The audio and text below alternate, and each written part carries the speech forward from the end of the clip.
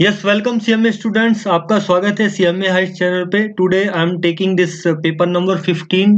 Subject name is strategy cost management decision making and today I am taking the class number 37, right? Class number 37. So this 37 number is coming on this based on this study notes provided by the institute, and which I believe the best material for study purpose. We are running on this study note 2 and our topic we are covering this 2.2 transfer pricing. अभी मैं जो आपको लेके चला था इसके जो सवाल थे, इलस्ट्रेशन जो न्यूमेरिकल थे, उनको मैं I am trying to explain you what concept behind them. अभी मैं जो आपको लेके चल रहा हूँ, मैंने 54 नंबर तक इलस्ट्रेशन करा दिए थे। अभी मैं 55 नंबर का इलस्ट्रेशन आपको एक्सप्लेन करने की कोशिश कर रहा हूँ, जो कि आपको आई शुड से कि ये आपका जो इलस्ट्रेशन 55 है ये प्राइसिंग से रिलेटेड है, और प्राइसिंग से रिलेटेड है लेकिन ये टारगेट कॉस्टिंग की भी बात करता है। ठीक है, तो सवाल को पढ़ना है, समझना है और वैसे ही करना, रटने की जरूरत नहीं है। जो जो सवाल में कहता जाए कॉन्सेप्ट को लेके हम करते जाएं। इस सवाल को करने से पहले मैं आपको एक चीज बताना चाहता हूं कि एक टर्म कॉस्ट शीट आएगा। तो कॉस्ट शीट कैसे बनती है, पहले आपको कॉस्ट शीट, मैं आपको एक जस्ट स्ट्रक्चर बताता हूँ कॉस्ट शीट कैसे बनती है। ठीक है, क्योंकि उसमें कई बार आपसे जो पूछेगा वो आपको कहेगा कि कॉस्ट ऑफ सेल पूछेगा या कॉस्ट ऑफ प्रोडक्शन कई बार आएगा आपको काम में। तो कॉस्ट शीट कैसे बनती है, बेसिकली देखो मैं बताता हूँ कि आपका जो डायरेक्ट मटेरियल, मैं शॉर्ट में लिख रहा हूँ, direct material plus direct labour. ठीक है, डायरेक्ट मटेरियल और जो डायरेक्ट लेबर है, इन दोनों को अगर हम कॉस्ट को सम करते हैं तो इसको बोलते हैं प्राइम कॉस्ट। क्या बोलते हैं इसको? Prime cost. ठीक है, ये बोलते हैं हम प्राइम कॉस्ट। अब इस प्राइम कॉस्ट में अगर हम अपने फैक्ट्री के ओवरहेड अगर हम सम कर देते हैं तो ये बन जाता है हमारा क्या? Factory cost. ठीक है, फैक्ट्री कॉस्ट बन जाता है। ठीक है, इस फैक्ट्री कॉस्ट में अगर हम अपने एडमिन के एक्सपेंसेस, ठीक है, एडमिन एक्सपेंसेस जोड़ देते हैं, या जिनको हम कहें कि हम ऑफिस एक्सपेंसेस जोड़ देते हैं, ऑफिस एक्सपेंसेस भी कहीं कहीं कहेंगे उसको। ठीक है, तो ऑफिस एक्सपेंसेस अगर जोड़ देते हैं तो ये बन जाती है आपकी कॉस्ट ऑफ प्रोडक्शन। ठीक है, मैं शॉर्ट में लिख रहा हूँ, आप इसको अपनी कॉपी पे या जब जो भी आप नोट कर रहे हैं वहां इसको ध्यान दें। तो जब आप फैक्ट्री कॉस्ट में एडमिनिस्ट्रेटिव एक्सपेंसेस या ऑफिस एक्सपेंसेस जोड़ देते हैं, ये कॉस्ट ऑफ प्रोडक्शन बन जाती है। अब इस कॉस्ट ऑफ प्रोडक्शन में आप अगर प्लस कर देते हैं, अगर इसमें आप प्लस कर देते हैं S&D के एक्सपेंडिचर, मतलब सेलिंग एंड डिस्ट्रीब्यूशन के एक्सपेंसेस। ठीक है, सेलिंग एंड डिस्ट्रीब्यूशन के एक्सपेंसेस जोड़ देते हैं तो ये बन जाती है आपकी कॉस्ट ऑफ सेल। तो इस तरह से जो स्ट्रक्चर बनता है, ये कॉस्टिंग का स्ट्रक्चर जो मैंने आपको बताया था, ये यहां तक आपका आके खत्म होता है कि कॉस्ट ऑफ सेल क्या बनती है आपकी। ठीक है, क्योंकि कई बार आपसे पूछेगा कि वर्किंग कैपिटल जो है 3 महीने का कॉस्ट ऑफ सेल है या 3 महीने का कॉस्ट ऑफ प्रोडक्शन है, इस तरह की कुछ बात करेगा। तो आप दोबारा से इसको समझ लें, direct material plus direct labour को अगर हम जोड़ते हैं तो ये प्राइम कॉस्ट आती है। ठीक है, इस प्राइम कॉस्ट में अगर मैं फैक्ट्री के ओवरहेड जोड़ देता हूं तो मुझे फैक्ट्री कॉस्ट मिल जाती है।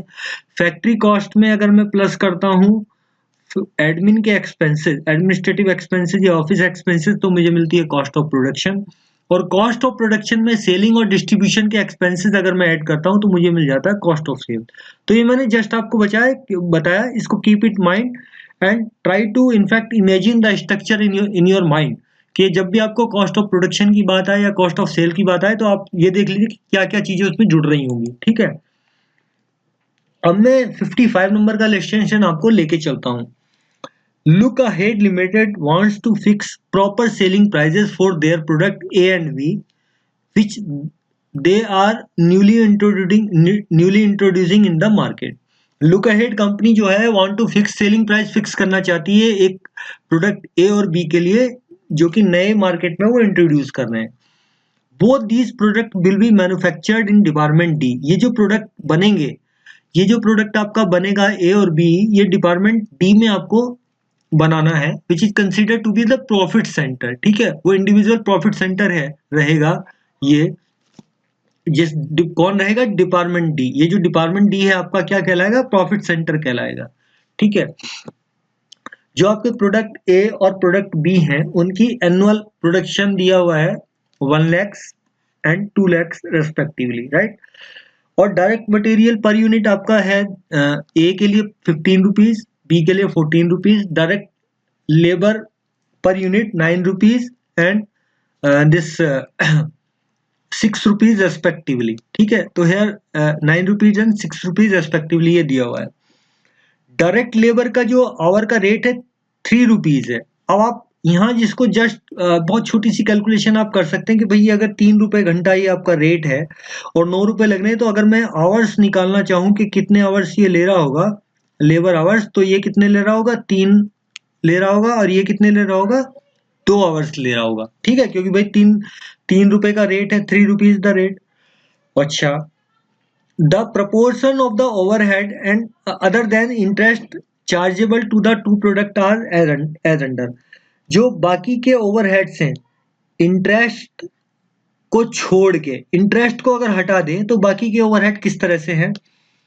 फैक्ट्रीज के जो ओवरहेड्स हैं वो 100% ऑफ डायरेक्ट वेजेस हैं, जिसमें क्या है 50% फिक्स है।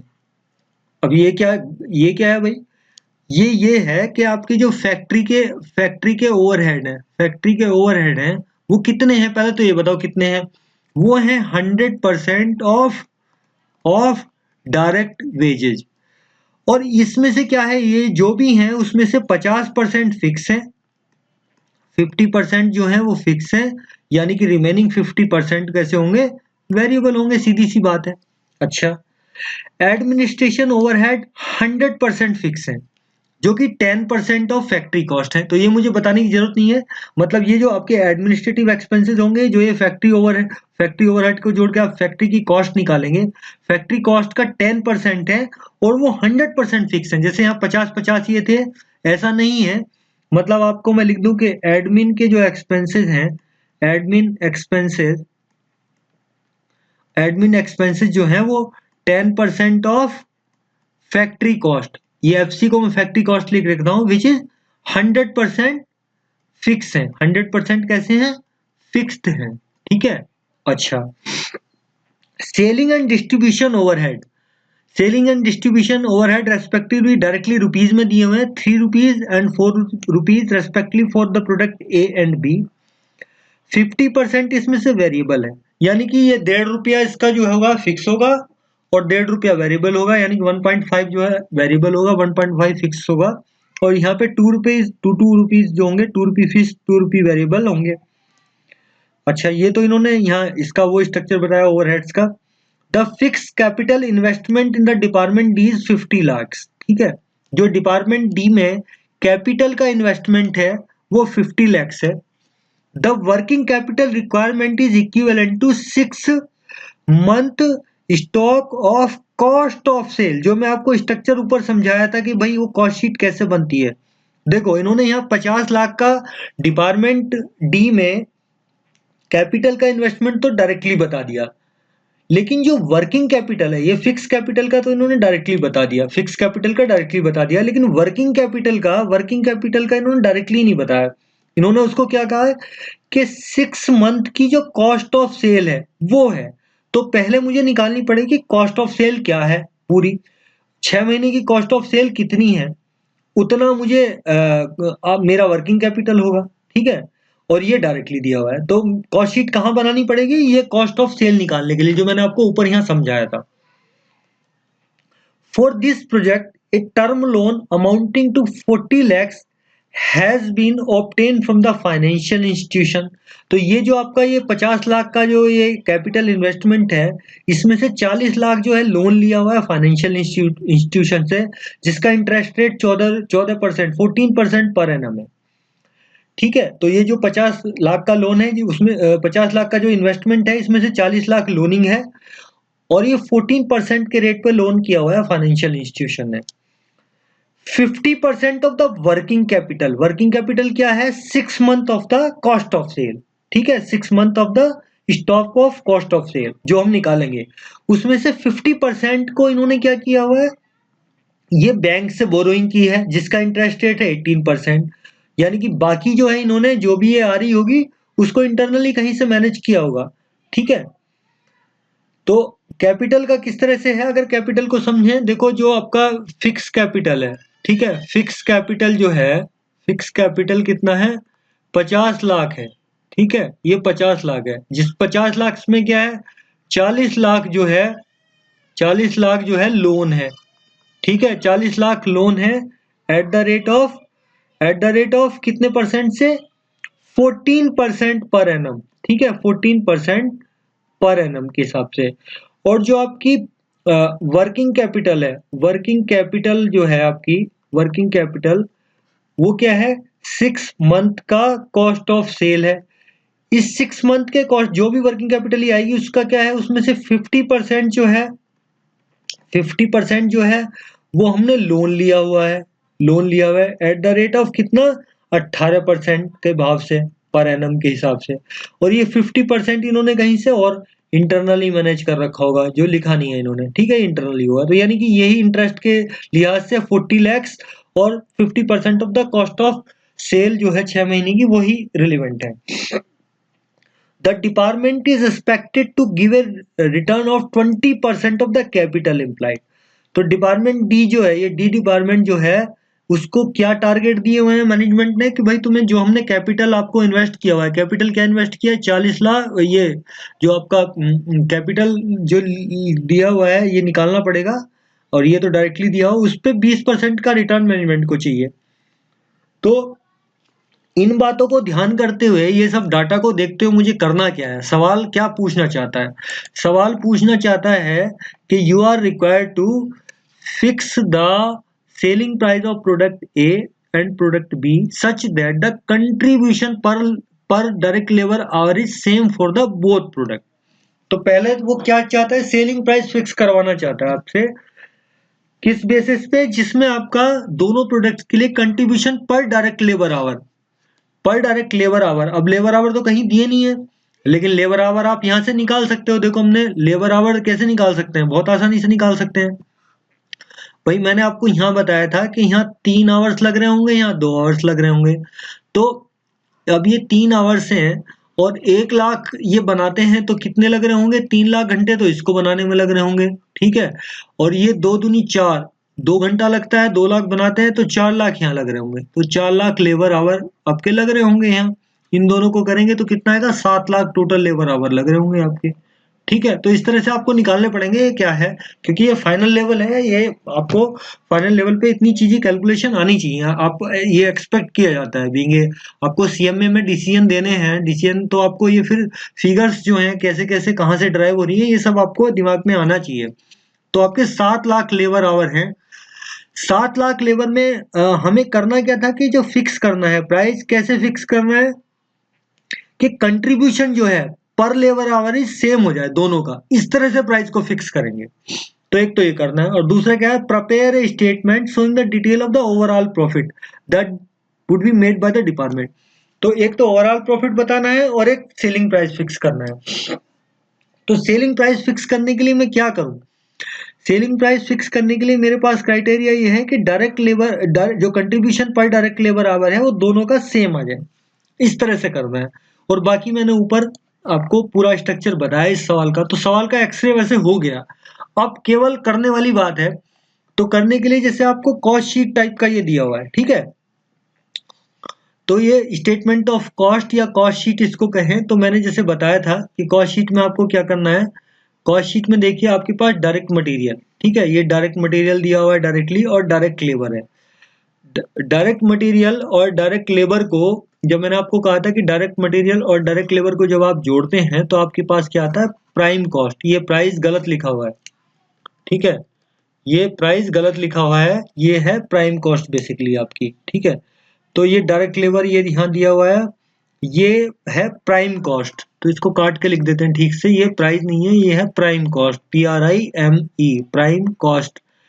तो प्राइम कॉस्ट दिया हुआ है। अच्छा, ये चीजें आपको डायरेक्ट दी हुई है, डायरेक्ट मटेरियल आपको दिया हुआ है, ये सवाल में दिया हुआ है, डायरेक्ट लेबर आपको दी हुई है। प्राइम कॉस्ट तो मैंने बताया जस्ट एक सम है इनका, तो ये आपको याद है रखना पड़ेगा।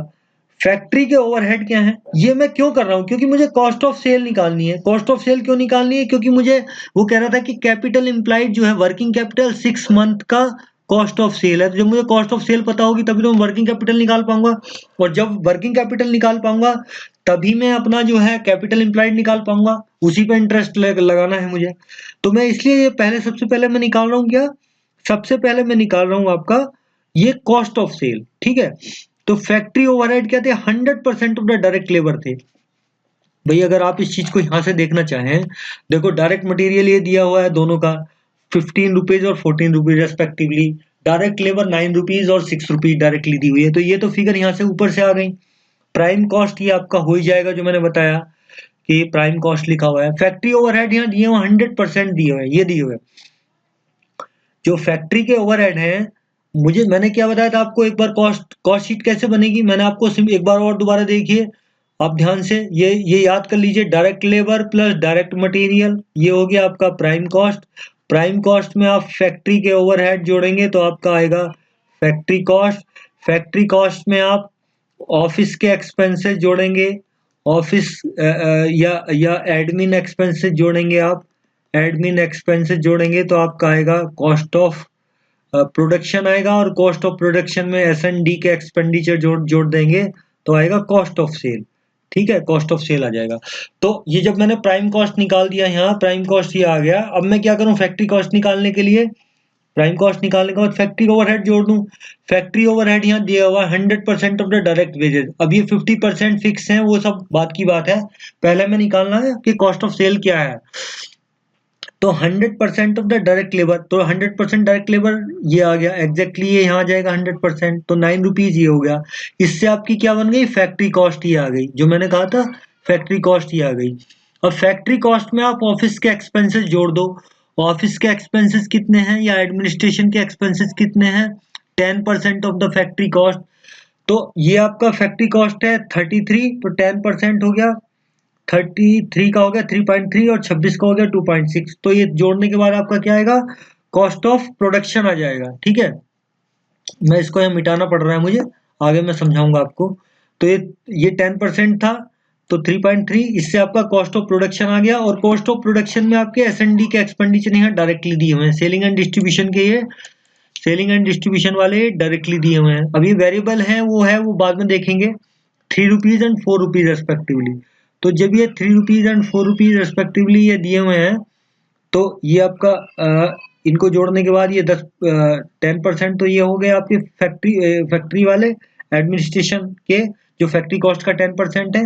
इससे कॉस्ट ऑफ प्रोडक्शन आ गई, सेलिंग का आप जोड़ दीजिए 3%, 3 रुपए और 4 रुपए रेस्पेक्टिवली, तो इससे आपकी कॉस्ट ऑफ सेल आ जाएगी। इससे क्या आ गई, आपकी कॉस्ट ऑफ सेल आ गई। तो कॉस्ट ऑफ सेल आते ही मेरा काम बन गया, पर यूनिट कॉस्ट ऑफ सेल आ गई। तो मैं अगर इसकी वॉल्यूम से गुणा कर दूंगा तो टोटल कॉस्ट ऑफ सेल आ जाएगी एनुअल की। देखो ये पर यूनिट आ गई। अब यहाँ वॉल्यूम दिया हुआ है, ये वॉल्यूम दिया है 1 लाख और 2 लाख। तो मैं इसको अगर 1 लाख और 2 लाख से गुणा कर दूंगा, इसको इंटू 1 लाख और इंटू 2 lakhs कर दूंगा, तो ये क्या आ जाएगा मेरे पास, cost of sale per annum आ गई, क्योंकि ये पर एनम का पर एनुअल प्रोडक्शन है।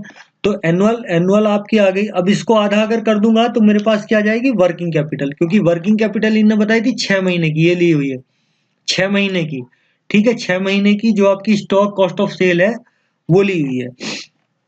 तो इसको मल्टीप्लाई में अगर ये कितनी यूनिट्स हैं, 1 lakhs और 2 lakhs रेस्पेक्टिवली, यानी कि इस अमाउंट को ये वाला जो अमाउंट है इसको मल्टीप्लाई करें हम 1 लाख से, और इसको मल्टीप्लाई करें मैं 2 lakhs से, और इन दोनों को जोड़ दूं तो यह क्या आ गई, cost of sale. Cost of sale आ गई एनुअल, एनुअल आ गई। इसको मैं 6 मंथ करने के लिए हाफ कर दूंगा, तो इससे हाफ करने से क्या आ जाएगी, वर्किंग कैपिटल आ जाएगी मेरे पास, WC, जिसको मैं कह रहा हूँ WC आ जाएगी। इस कॉस्ट ऑफ प्रोडक्शन जो सॉरी कॉस्ट ऑफ सेल जो है एनुअल, इसको हाफ करने से आपकी क्या आ जाएगी, वर्किंग कैपिटल आ जाएगी, ठीक है। तो ये कहीं निकाल के दिखाई होगी इन्होंने, मैं जस्ट ये बता रहा था कि इन्होंने क्यों निकाली है ये। देखो ये इन्होंने निकाला हुआ है, ये इन्होंने निकाला हुआ है। तो फिक्स कैपिटल आपकी 50 लाख दी हुई है। वर्किंग कैपिटल इन्होंने जो निकाली है, वर्किंग कैपिटल जो 1 लाख इंटू 39.3, जो मेरी ये आई थी ना कॉस्ट ऑफ सेल जो आई थी 39.3 और 32.6, तो 39.3 इंटू 1 लाख, 2 लाख इंटू 32.6, तो इससे ये 39,30,000 आ गया और 65,20,000 आ गया। तो ये आपका आ गया 1,04,50,000। ये आपका एनुअल आया, ठीक है, ये आपका क्या आया, एनुअल आया। अब ये 6/12 को किया है इसने, क्योंकि इसको चाहिए था 6 मंथ का, ये आया साल भर का। तो इससे आपका 52,25,000, 52,25,000 आपका क्या आ गया, ये क्या आ गया आपका, ये है आपका वर्किंग कैपिटल, वर्किंग कैपिटल, ठीक है, वही आपका वर्किंग कैपिटल आ गया। तो टोटल कैपिटल इंप्लाइड क्या हो गया, fix capital plus working capital, तो दिस इज 1,02,25,000। अब ये सब क्यों कर रहे हैं वो मैं आपको और एक्सप्लेन कर रहा हूं, क्योंकि हमें रिटर्न जो चाहिए, हमें सेलिंग प्राइस फिक्स करना है। तो सेलिंग प्राइस फिक्स करने के लिए हमें क्या क्या चाहिएगा भाई, हमें कॉस्ट सारी निकालनी पड़ेगी और अपना इंटरेस्ट वगैरह निकालना पड़ेगा। तो टारगेट क्या दिया हुआ था, 20% ऑफ टोटल कैपिटल इंप्लाइड पे हमें करना है। तो 20% हमें प्रॉफिट कमाना है, ठीक है। तो 20% जब इसका आप 20% करेंगे तो this comes to 20, this is 20% of this, ठीक है, 20% ऑफ दिस, तो दिस कम्स टू 20,45,000। इससे आपकी टोटल कॉस्ट आ गई है। टोटल कॉस्ट कैसे आ गई कि आपका देखो फिक्स कैपिटल ये है, वर्किंग कैपिटल ये है, ठीक है। इसमें टोटल कैपिटल इंप्लाइड पे आपको जो रिक्वायर्ड रिटर्न जो चाहिए था वो ये चाहिए, ये चाहिए आपको सीधा सीधा, ठीक है, 20,45,000। अब इसमें आपने अपने रिटर्न को ये जोड़ दिया, ठीक है, तो ये आपकी होगी टोटल कॉस्ट 1,04,50,000। अब इसमें आपका इबिट, इबिट 20,45,000, ये वाला जो है, देखो मैं क्या कह रहा हूँ, आपकी कॉस्ट हम कैसे निकाल रहे हैं, इतनी चीज को, ये तो केवल हमने इंटरेस्ट के लिए निकाला कि हमारी कैपिटल एम्प्लॉयड पे कितना हमें रिटर्न चाहिए था, एक तरीके इंटरेस्ट नहीं, रिटर्न कितना चाहिए था। तो हमें कितना रिटर्न चाहिए था, 20,45,000 रिटर्न चाहिए था। अब हमारी कॉस्ट कैसे निकलेगी, देखो 1 लाख जो आपकी ये है, ये आपकी जो आपकी 1,04,000 ये है आपकी कॉस्ट, टोटल कॉस्ट तो यही हो रही है ना आपकी, ये वाली ये आपने ऊपर निकाली है, एनुअल कॉस्ट आपकी ये है। उसमें आप ईबीआईटी मतलब earning before interest and tax, basically ये कह रहा है, ये आपकी रिक्वायर्ड कैपिटल पर रिटर्न जो चाहिए ये रिटर्न दे दिया। तो इससे आपकी ये सेल आ गई बेसिकली। ये आप समझ पा रहे हैं या नहीं समझ पा रहे हैं, ये एक बड़ा मुद्दा है। आप ये देखिए कि आपको जो टारगेट दिया हुआ है, आपको ये टारगेट दिया हुआ है कि आपको जो भी कैपिटल एम्प्लॉयड है, हमारी कैपिटल एम्प्लॉयड कितनी है, 50 लाख प्लस 52 लाख, यानी कि 1,02,25,000 आपकी कैपिटल एम्प्लॉयड है। इस पे डिपार्टमेंट डी को क्या करना है, 20% का रिटर्न चाहिए, 20% का रिटर्न चाहिए, तो वो आता है 20,45,000। अब आपकी टोटल कॉस्ट कैसे निकलेगी, टोटल कॉस्ट तो देखो आपकी ये है, जो आपने एनुअल प्रोडक्शन करने पे आपकी पर यूनिट कॉस्ट से हमने वॉल्यूम को, ये वाली जो पर यूनिट कॉस्ट निकाली थी, इससे हमने वॉल्यूम को गुणा की थी, तो ये तो आपकी टोटल कॉस्ट हो गई। प्लस इसमें आपने जो आपको टारगेट है, ठीक है, अर्निंग्स है, अर्निंग आपने जोड़ दी, तो इससे आपकी सेल वैल्यू आ गई, ठीक है, इससे आपकी क्या आ गई, सेल वैल्यू आ गई, ठीक है। अर्निंग्स में, कॉस्ट में, भाई कॉस्ट में आप क्या करते हो, अगर कॉस्ट में आप आपकी अर्निंग्स जोड़ देते हो या प्रॉफिट जोड़ देते हो, अर्निंग मतलब प्रॉफिट मान लो आप सीधे सीधे, ठीक है, प्रॉफिट अगर मान, ओहो एक minute, just a moment please. अगर आप अपनी सेल क्या होती है, सेल आपका क्या, कॉस्ट प्लस प्रॉफिट, तो ये आप प्रॉफिट ही मान लो, आपको जो टारगेट दिया हुआ है ये वाला, ये टारगेट आपको दिया हुआ है डिपार्टमेंट का, तो इससे आपकी क्या आ गई, सेल आ गई, ठीक है। अब ये बात तो ये बन गई, हमें क्या करना था, टारगेट प्राइस फिक्स करना था, किस बेस पे करना था, किस बेस पे करना था, इस बेस पे करना था कि दोनों का कंट्रीब्यूशन सेम रहे। तो अब आपके पास जो ये आपकी सेल है, ये सेल है। अब आपको मैंने एक बार कंट्रीब्यूशन फॉर्मूले में ये बताया था कि सेल क्या होती है आपकी, सेल या जो ये समझिए कि कंट्रीब्यूशन क्या होता है, कंट्रीब्यूशन होता है सेल माइनस वेरिएबल कॉस्ट, यही तो होता है कंट्रीब्यूशन। तो अगर मैं आपका सेल में से वेरिएबल कॉस्ट को आपकी माइनस करूं, वेरिएबल कॉस्ट को माइनस करूं, सेल में से वेरिएबल कॉस्ट को माइनस करूं, तो कंट्रीब्यूशन आ जाएगा टोटल। और टोटल कंट्रीब्यूशन जब आएगा, इस टोटल कंट्रीब्यूशन को 7 लाख जो घंटे मैंने आपको निकाल के बताए थे, 4 लाख प्लस 3 लाख जो बताए थे, उसको अगर डिवाइड करूं तो कंट्रीब्यूशन पर आवर आ जाएगा।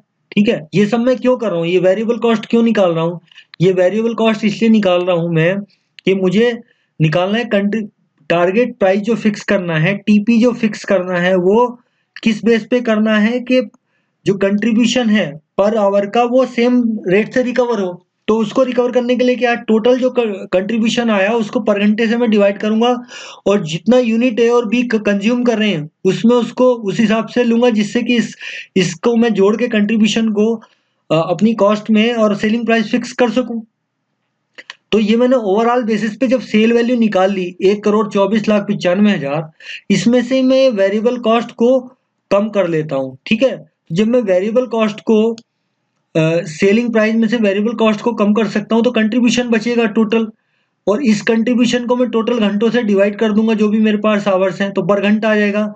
और पर घंटे के हिसाब से मैं उसमें यूनिट में जो यूनिट ए और बी हैं उसमें कितना कंट्रीब्यूशन मुझे मिलना चाहिए, जितने वो घंटे कंज्यूम कर रही है, जैसे ये 3 कर रही है, 2 कर रही है, तो इसका कंट्रीब्यूशन इस हिसाब से आ जाएगा। अब ये वेरिएबल कॉस्ट इन्होंने अलग से इसीलिए निकाली है। ठीक है, तो अब बचा इसमें वेरिएबल कॉस्ट कैसे आई है। ठीक है, ये मैं आपको उन्होंने ऊपर निकाल के दिखाई है। वेरिएबल कॉस्ट को आप समझ लीजिए। देखिए, प्राइम कॉस्ट तो आप निकाल ही सकते हैं, 24 रुपए सीधे सीधे आ रही है, जो कि कुछ नहीं है, डायरेक्ट लेबर और मटेरियल का एक सम है। अब जो ये फैक्ट्री के ओवरहेड थे, ये वाले फैक्ट्री के ओवरहेड जो अपने ये अब यहाँ से पढ़ लीजिए इसको, जो फैक्ट्री के आपके ओवरहेड थे उसमें वो थे कितने, 100% ऑफ द डायरेक्ट वेजेस थे, लेकिन 50% उसमें फिक्स थे, यानी कि रिमेनिंग 50% वेरिएबल होंगे। तो जो आपके फैक्ट्री के ओवरहेड 9 रुपए हैं और 6 रुपए रेस्पेक्टिवली हैं यहाँ पे, तो इसमें आधे आधे जो होंगे वेरिएबल होंगे, तो 4.5 और 3 होंगे, तो ये 4.5 और 3 हो गए। ठीक है, ये 4.5 और 3 हो गए। अच्छा, दूसरा क्या था इसमें, जो आपके एडमिनिस्ट्रेटिव एक्सपेंसेस थे वो 100% फिक्स थे, तो इसको हम छोड़ देते हैं, हमें वेरिएबल कॉस्ट निकालनी है। और एसएनडी के जो एक्सपेंडिचर थे वो 50% वेरिएबल थे, तो 3 रुपए और 4 रुपए, मतलब 3 रुपीज और 4 रुपीज में 1.5 और 2 रुपी रेस्पेक्टिवली आ जाएंगे। तो ये आपका 1.5 और 2 रुपी रेस्पेक्टिवली हो गए। इसका मतलब आपकी total variable cost per unit कितनी होगी, 30 रुपए हो गई। अब जो आपकी ये 30 रुपए और 25 रुपए रेस्पेक्टिवली कॉस्ट आई है पर यूनिट वेरिएबल, इस पर यूनिट वेरिएबल को 1 लाख प्रोडक्शन के साथ, ये वाला जो हमारा मुद्दा बचा था वेरिएबल कॉस्ट कम करने का, 30 रुपए पर यूनिट वेरिएबल कॉस्ट है ए की, 25 रुपए वेरिएबल कॉस्ट है बी की। इसके वॉल्यूम से मल्टीप्लाई करते हैं तो ये 80 लाख रुपीज आता है।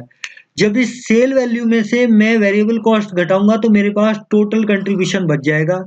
इस टोटल कंट्रीब्यूशन को, ये टोटल कंट्रीब्यूशन जो है, इसको मैं, ये टोटल घंटे जो मैंने निकाले थे, घंटे कैसे निकाल सकते हैं, 1 लाख यूनिट ये हैं आपकी, इसको अगर मैं घंटे निकालने हो तो 3 लाख तो ये हो गए। ठीक है, और 2 दूनी 4 लाख ये हो गए। ठीक है, तो 7 लाख ये हो गए। तो 7 लाख से डिवाइड करेंगे टोटल कंट्रीब्यूशन को, जो आपका कंट्रीब्यूशन बना है 44,95,000, इसको 7 लाख से डिवाइड किया तो आपका कितना आ गया, 6 रुपीज 42 पॉइंट, ये आ गया 6 रुपए 42.14, मतलब 6.4214 rupees per hour, contribution per hour. ये सब मैं क्यों कर रहा हूँ, what I have to do, basically I have to compute a selling price और target price based on the कि contribution per unit is to be fix, to be equal. मतलब बेसिकली आप यहाँ से अगर स्टेटमेंट पढ़ोगे कि ए बी का मुझे ऐसे प्राइस फिक्स करना है कि contribution direct labour hour is same रहे दोनों प्रोडक्ट के लिए, तो जितने जितना कंज्यूम किया है उतना उतना हम उसमें एब्जॉर्ब कराएंगे। तो आपकी देखिए, फिर यहाँ इसको उल्टा करना है, तो आपने निकाल दिया कि कंट्रीब्यूशन जो है पर आवर जो आ रहा है 6 रुपीज 6.4214 आ रहा है, तो फॉर यूनिट चूंकि यूनिट जो आपकी ए है वो कंज्यूम करती है 3 घंटे, तो इसके लिए 19.2643 रुपीज होगा, और यूनिट बी के लिए 2 इंटू 6.4214 यानी कि 12.8429 होगा, राइट। तो अब यहाँ वो उल्टा करना है, इक्वेशन वही लगानी है कि आपका जो कंट्रीब्यूशन है, यहाँ देखिए मैंने क्या बताया था, कंट्रीब्यूशन क्या होता है, सेल माइनस वेरिएबल कॉस्ट, यानी कि अगर मैं variable cost plus contribution is equal to selling price आ जाएगा। तो वेरिएबल कॉस्ट 30 रुपीज और 25 रुपीज मैंने निकाली थी पहले ही, ये निकाली हुई है पर यूनिट के लिए 30 रुपीज 25। अब इसमें से इसमें कंट्रीब्यूशन और जोड़ दूं मैं, जो कि मैंने अपने उसके हिसाब से यहाँ पे निकाल दिया पर घंटे के हिसाब से। तो for unit A and B respectively जो आपका कंट्रीब्यूशन है, ए के लिए 19 रुपये 26 पैसे यानी 19.2643 है, ये जो यहाँ दिया हुआ है, राइट। यस, तो ये वेरिएबल कॉस्ट तो आप ऊपर से लाए हैं, और ये आपका कंट्रीब्यूशन आपने यहाँ से ये निकाला है, ये रहा ए और बी के लिए रेस्पेक्टिवली, राइट। तो इससे आपका ये सेलिंग प्राइस आ गया, ये सेलिंग प्राइस आपका आ गया, तो ये आपका फर्स्ट पार्ट इज ओवर। तो selling price for the unit A is 49.2643 and selling price for B 37.8429, right. तो आपका ए पार्ट इस तरह से हो जाता है। तो इस सवाल में आपको क्या सीखना था, एक तो आपको सीखनी थी कॉस्ट शीट कैसे बनती है। कॉस्ट शीट बनाने के लिए, क्योंकि वर्किंग कैपिटल आपसे निकलवाएगा, फिर आपसे टारगेट प्राइस निकलवाएगा, फिर कंट्रीब्यूशन अप्रोच भी इसमें है, तो ये थोड़ा सा सवाल अच्छा है और कॉम्प्लेक्स है और प्रोबेबली आने की संभावना भी है हमारे एग्जाम में। दूसरा क्या है बी पार्ट में, prepare a statement on the detail of the overall profit that would be made by the department. तो डिपार्टमेंट कितना प्रॉफिट बनाएगा ये बताना है। तो आपकी सेल्स जो है 1,24,95,000 आई है, ये आपकी सेल जो ये है, ये तो यहाँ आ गई है, यहाँ से ले लीजिए। उसके बाद आपकी कॉस्ट है 1,04,00,000, ये कॉस्ट है आपकी, ये रही 1 करोड़। तो सेल माइनस कॉस्ट, तो सेल माइनस कॉस्ट करेंगे तो आपका प्रॉफिट आ जाएगा, यानी कि ईबीआईटी जिसको आप कह रहे हैं, income before interest and taxation. यहाँ टैक्स का रेट दिया ही नहीं है, तो केवल इंटरेस्ट का रेट दिया हुआ है। आपका इंटरेस्ट जो है 14% आप 40 लाख पे देते हैं, और बैंक बोरोइंग जो ये वर्किंग कैपिटल था, ये वाला इंटरेस्ट जो है 6 महीने का आप देते हैं 52,25,000 पे 18% के हिसाब से। तो ये जो फिगर है ये है वर्किंग कैपिटल बेसिकली, ठीक है, वर्किंग कैपिटल। तो इस पे इंटरेस्ट देखेंगे तो इतना ये इंटरेस्ट जाएगा, तो ये इंटरेस्ट माइनस हो जाएगा, EBIT, earning before interest and taxation, EBIT, right. ठीक, तो टी तो इसमें है नहीं है तो इसकी छोड़ देंगे, आई निकाल दोगे तो अर्निंग आफ्टर, अब ये इसके बाद आपका प्योर प्रॉफिट आ जाएगा, ठीक है, आफ्टर टैक्सेशन। तो ये 52,25,000 कहाँ से आ रहा है, ये 52,25,000 आपका जो ये वर्किंग कैपिटल थी आपकी, ये निकाली हुई है आपने, ये रही वर्किंग कैपिटल जो निकाली थी ना, कॉस्ट ऑफ सेल 6 महीने वाली। तो ये 6 महीने का इंटरेस्ट आप इस पे देंगे, तो इन्होंने 18% का भाव दिया हुआ है ऊपर में, और यहाँ इस पे जो ये दिया हुआ है, देखो मैं आपको दिखाता हूँ, सवाल में डायरेक्टली दिया हुआ है, तो इसमें कोई चिंता की बात नहीं है, डायरेक्टली दिया हुआ है, ये दिया हुआ है 14% ऑन 40 lakhs जो फिक्स पे था, और 18% ऑफ वर्किंग कैपिटल, राइट। तो ये इन्होंने यहाँ से इंटरेस्ट रेट लिए हुए हैं, ये 14% on 40 lakhs and bank borrowing जो आपने निकाली है, इसका आधा ये क्यों किया है, हाफ क्यों किया है, हाफ क्यों किया इन्होंने पता है, हाफ इसलिए किया इन्होंने कि यहाँ पे आपको हाफ कैपिटल जो थी वो आपने बैंक से ली थी और रिमेनिंग कैपिटल खुद जनरेट की थी, तो ये हाफ इन्होंने लिया था, ठीक है। ये हाफ इन्होंने हाफ इसलिए लिया हुआ है, ये वाला जो ये 1.5 लिया हुआ है, इसमें था ना कि 50% आपने कैपिटल बैंक से ली हुई है। तो ये तो क्योंकि सारी कैलकुलेशन एनुअल के लिए हो रही है, तो केवल वर्किंग कैपिटल निकालने के लिए वहां हाफ करना पड़ेगा, ठीक है। वो हाफ जो किया था हमने वहां, वो 6 महीने का निकाला था, कॉस्ट ऑफ सेल निकाला था, एक कॉस्ट ऑफ सेल को जो हमने टोटल था उसको हाफ इसलिए किया था क्योंकि कॉस्ट ऑफ सेल 6 महीने के लिए का था उसमें दिया हुआ सवाल में। और यहाँ हाफ क्यों कर रहे हैं, यहाँ हाफ इसलिए कर रहे हैं कि आपने जो वर्किंग कैपिटल है वो 50% बैंक से ली हुई है, ठीक है, 50% बैंक से ली हुई है, तो यहाँ हाफ इसलिए कर रहे हैं। तो इस तरह से जब ये फिगर कैलकुलेट करेंगे तो आपका टोटल प्रॉफिट 10,14,750 रुपीज आ जाएगा। तो with this I think this सवाल is over. You have to carefully examine the cost of sale कैसे निकलती है, कॉस्ट ऑफ प्रोडक्शन कैसे निकलता है, कंट्रीब्यूशन अप्रोच क्या है। बेसिक से दोबारा मैं एक बार आपकी सुविधा के लिए फॉर्मूले दोबारा से बता दे रहा हूँ कि आप अगर ये फॉर्मूले याद रखेंगे जो मैंने आपको बताया था कि आपका material cost plus labour cost को आप कहते हैं प्राइम कॉस्ट। प्राइम कॉस्ट में आप फैक्ट्री ओवरहेड को जोड़ देते हैं तो ये आपकी आ जाती है क्या, फैक्ट्री कॉस्ट। फैक्ट्री कॉस्ट में आप एडमिन एक्सपेंसेस जोड़ देते हैं, एडमिन एक्सपेंसेस जोड़ देते हैं तो आपकी आ जाती है कॉस्ट ऑफ प्रोडक्शन।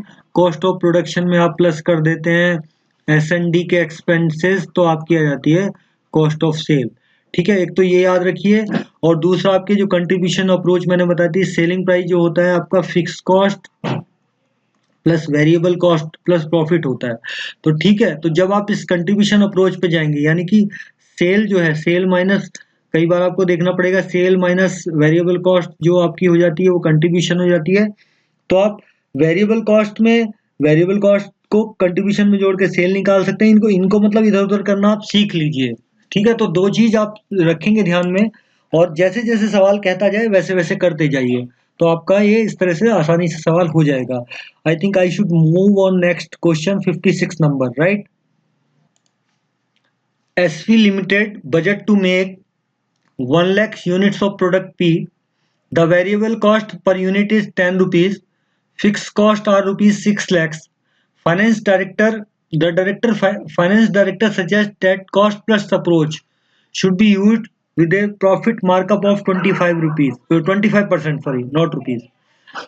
ये क्या है, SV लिमिटेड ये बजट करते हैं 1 लाख रुपए, 1 लाख यूनिट बनाने का प्रोडक्ट पी की। इनकी जो वेरिएबल कॉस्ट है, वेरिएबल कॉस्ट 10 रुपए है और जो फिक्स कॉस्ट है वो 6 लाख रुपए है। डायरेक्टर फाइनेंस ये कह रहा है कि कॉस्ट प्लस अप्रोच लगा देंगे, 25% का मार्कअप चाहिए। However the marketing director suggest disagreed, marketing director इससे डिसएग्रीड है डायरेक्टर फाइनेंस से, और उन्होंने एक डाटा सप्लाई किया है, इंफॉर्मेशन सप्लाई की है। इन्होंने कहा कि प्राइस के साथ जो इलास्टिसिटी ऑफ डिमांड है वो इन्होंने बताई हुई है। प्राइस के साथ जो आपका डिमांड का रिलेशन है वो इन्होंने एक एस्टेब्लिश किया है कि अगर आप प्राइस जो है 18 रुपीज पर यूनिट रखेंगे तो आपकी 84,000 यूनिट की डिमांड आएगी। At the rate of price 18 rupees your demand will be 84,000। At the correspondingly 20 rupees के लिए 76,000, 22 रुपीज के लिए 70,000, 24 के लिए 64,000 एंड 26 के लिए 54,000 ये डिमांड। और उन्होंने प्राइस का एक रिलेशन बताया है मार्केटिंग डायरेक्टर साहब ने। एज ए मैनेजमेंट अकाउंटेंट जो कि आप बनने जा रहे हैं of the company, analyse the above proposal and comment. आपको इनके दोनों डायरेक्टर साहब ने जो जो कहा है इस पे आपको एनालाइज करके बताना है। तो कॉस्ट प्लस में तो आप बता ही सकते हैं कि आपकी ये फिक्स कॉस्ट है, ये वेरिएबल कॉस्ट है, उस पर 25% का मार्कअप ले आओ। तो डायरेक्टर फाइनेंस का तो बहुत आसान है काम करना। इन्होंने कहा कि वेरिएबल कॉस्ट 10 रुपए है हमारी, पहले डायरेक्टर फाइनेंस साहब की बात कर रहे हैं। तो वेरिएबल कॉस्ट 10 रुपए पर यूनिट है, फिक्स कॉस्ट 6 लाख रुपए इनकी टोटल है। 1 लाख पे आपने इसको पोर्शन कर दिया तो 6 रुपए आ गई, टोटल कॉस्ट आपकी 16 आ गई, 16 रुपीज आ गई। 16 रुपए 25% का मार्कअप कर दो तो आपका सेलिंग प्राइस 20 रुपए आ गया। तो इसमें तो कोई दिक्कत नहीं है, ये तो आप इंटरमीडिएट से करते आ रहे हैं। अब इनका जो मार्केटिंग डायरेक्टर साहब का क्या प्रपोजल है, मार्केटिंग डायरेक्टर साहब कह रहे हैं, ये मार्केटिंग डायरेक्टर का प्रपोजल मैं बता रहा हूँ, ये सेलिंग प्राइस के साथ इन्होंने बताया है कि भाई अगर आप 18 रुपए प्राइस रखेंगे, आपकी देखो यहाँ पे ये कंट्रीब्यूशन अप्रोच आ जा रही है दोबारा से। आप अगर 18 रुपए प्राइस, यहाँ आपका वेरिएबल कॉस्ट कितना है 10 रुपए है, तो 10 रुपए से जो भी ज्यादा है वो आपका कंट्रीब्यूशन है। 18 पे 8 आएगा, 20 पे 10 आएगा, 22 पे 12 आएगा, 24 पे 14 आएगा, 26 पे 16 आएगा। और ये डिमांड डायरेक्टली उन्होंने दी हुई है तो ये कंट्रीब्यूशन आएगा। इसको और इसको मल्टीप्लाई करेंगे तो ये आंसर आ जाएंगे सारे आपके। ठीक है, ये आंसर आ जाएंगे। इसमें से फिक्स कॉस्ट को माइनस कर दीजिए, है इसमें से इसको माइनस कर दीजिए तो आपका ये प्रॉफिट आ गया 72 लैक्स, 1,60,000, 2,40,000, 2,96,000 एंड 2,64,000। तो इनका जो 20 रुपए वाला प्राइस था, ठीक है, अगर ये प्राइस होता और यहाँ तो 76 लाख है, ये प्रपोजल कर रहे थे 1 लाख के लिए, तो इन्होंने इतना तो एनालाइज नहीं किया। आप तो ये तो केवल ये बता रहे हैं कि 24 के प्राइस पे इनका प्रॉफिट मैक्सिमम है ये वाला। ठीक है, 24 रुपए के जो प्राइस है, ₹24 का अगर ये सेलिंग प्राइस रखते हैं तो इस पे इनका क्या होता है, ये वाला प्रॉफिट मैक्सिमम होता है 2,96,000। ठीक है, तो ये कमेंट एक तो ये कर सकते हैं आप, तो profit is maximum at ₹24 selling price and price must be fix of the product.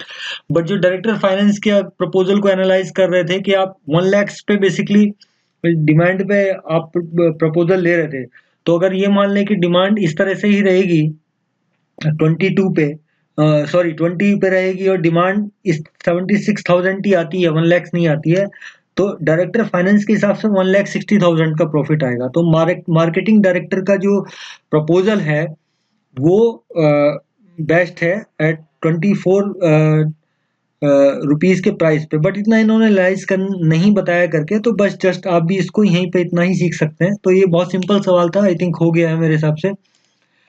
I should move on the next illustration number 57 which against related to transfer pricing, जो आपका चल ही रहा है, राइट।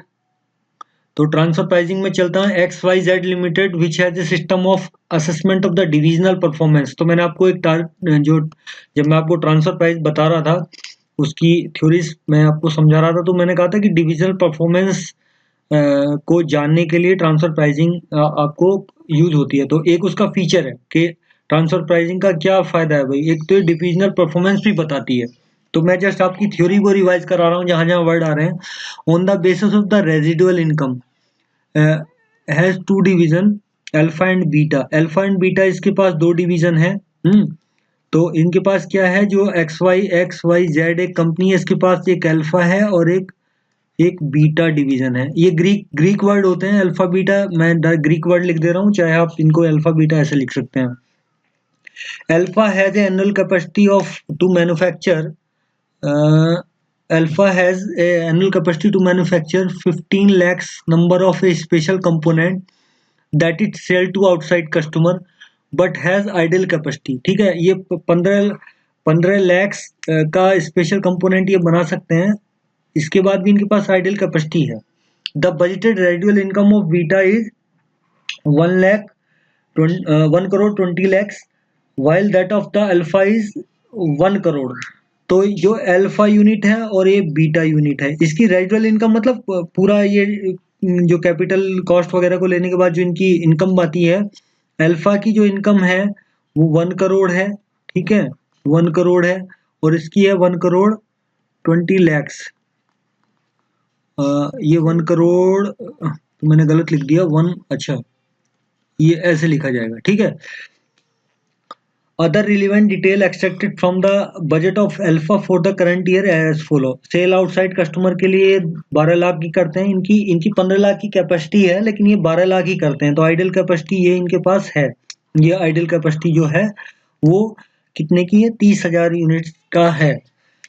ये 180 रुपए के प्राइस पे बेचते हैं। वेरिएबल कॉस्ट इनकी 160 रुपए है, यानी कि जो इनका कंट्रीब्यूशन है 20 रुपए होगा। डिविजनल की फिक्स कॉस्ट 80 लाख है, कैपिटल एम्प्लॉयड 7 करोड़ 50 लाख है, 12% कॉस्ट ऑफ कैपिटल है। ठीक है, Beta has just received a special order for which it required component similar to ones made by the Alpha. ये बीटा लिमिटेड जो बीटा डिवीजन है, नॉट लिमिटेड, बीटा डिवीजन जो है उसके पास एक स्पेशल ऑर्डर आया है जो वैसा ही कंपोनेंट उसको चाहिए जैसा अल्फा बनाती है। Fully aware of the ideal capacity of alpha, beta को ये पता है कि अल्फा की जो कैपेसिटी है वो आइडियल है। Beta has asked alpha to code the manufacture and supply of 3 lakhs number of the component. ठीक है, जो इनके 12 लाख ही कंपोनेंट हैं, ये 15 लाख बना सकते हैं, 12 लाख ही आउटसाइड को देना है, तो 3 लाख की जो इनकी आइडियल कैपेसिटी है उसके कोट करने के लिए इसने कहा, ये जानते हुए कि उसकी कैपेसिटी आइडियल है। 3 लाख जो नंबर्स को उन्होंने कहा कि आप जो है कोट करो। ठीक है, of the component with a slight modification during the final processing, जिसमें इस जो कंपोनेंट चूंकि ये सिमिलर है, ऐसा नहीं है बिल्कुल एग्जैक्टली वैसा नहीं है, इसको ये कंपोनेंट जो सप्लाई करेगा अल्फा उसमें बीटा स्लाइट मॉडिफिकेशन कर लेगा फाइनल प्रोसेसिंग में। Alpha and beta agreed that this will involve and extra variable cost 5 रुपए पर यूनिट।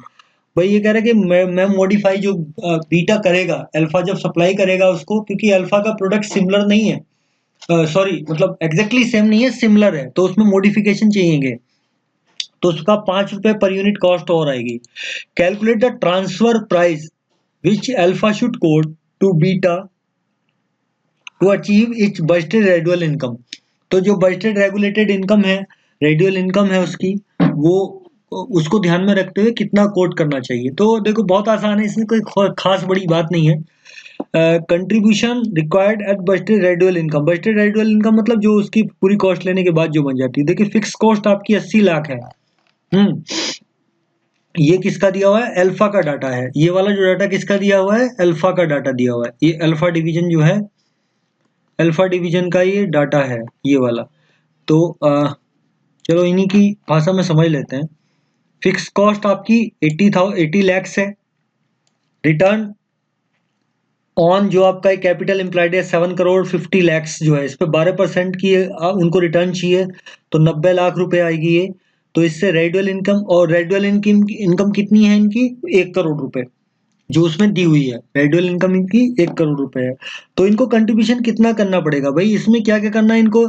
एक तो फिक्स कॉस्ट अपनी कवर करनी है, फिर जो इनके टारगेट हैं कैपिटल्स हैं, और जो रेडुअल इनकम इनको बताई हुई है ये 1 करोड़ की, तो उसको करने के लिए कितना कंट्रीब्यूशन चाहिएगा? 2 करोड़ 70 लाख, 2 करोड़ 70 लैक्स इनको चाहिएगा। कंट्रीब्यूशन फ्रॉम एग्जिस्टिंग यूनिट, ये जो 12 लाख यूनिट कर रहे हैं, मैंने बताया था 20 रुपए का इनसे पर यूनिट कंट्रीब्यूशन आता है। ये तो डायरेक्टली दिया हुआ है यहाँ पे। 160 का ये बेस इनकी वेरिएबल कॉस्ट आती है, और इनका जो है ये